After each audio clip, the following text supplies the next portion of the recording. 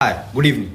এতদিন পর্যন্ত যেরকম আশঙ্কা করা হয়েছিল বা হচ্ছিল সেরকমই একটা কিছু বাস্তবায়িত হওয়ার সম্ভাবনা দেখা যাচ্ছে।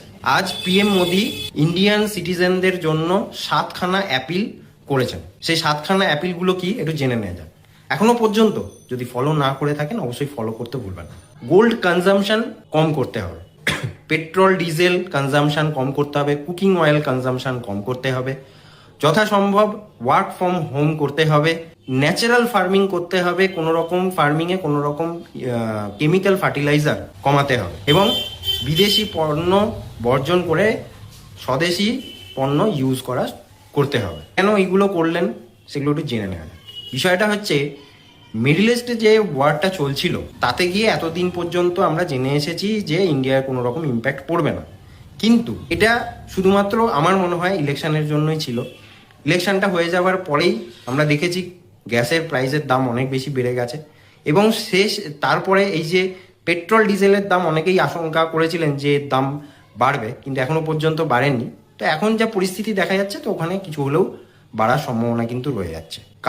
কারণ একটাই যে ইন্ডিয়া কোনো রকম অয়েল প্রডিউসিং কান্ট্রি নয়, পুরোটাই ইম্পোর্ট করতে হয় এবং যত ইম্পোর্ট করা হবে তত বিদেশি মুদ্রা ইউজ হবে এবং সেই কারণের জন্য টাকার দাম পড়ে যাচ্ছে, ডলারের দাম বেড়ে যাচ্ছে।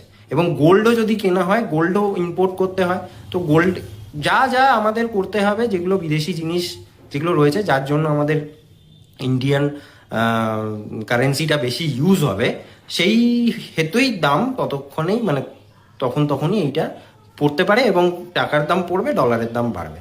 এখন যে পরিস্থিতি, তাহলে 100 টাকা ডলারে পৌঁছাতে বেশি টাইম মনে হয় না লাগবে।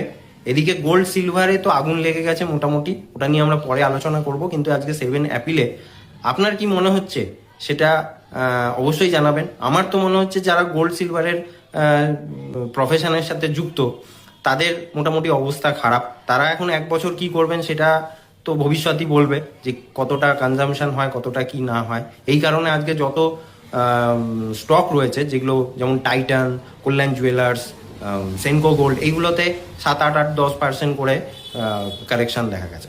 তো আগামী দিনে মনে হচ্ছে আরও কারেকশন হবে, এটাই বলার আর কি। তো দেখা যাক কোন দিকে যায়, আমরাই বা কী করবো সেটা একটা ব্যাপার আছে। তো মার্কেটের অবস্থা যা একটু খারাপ হয়ে আসছে।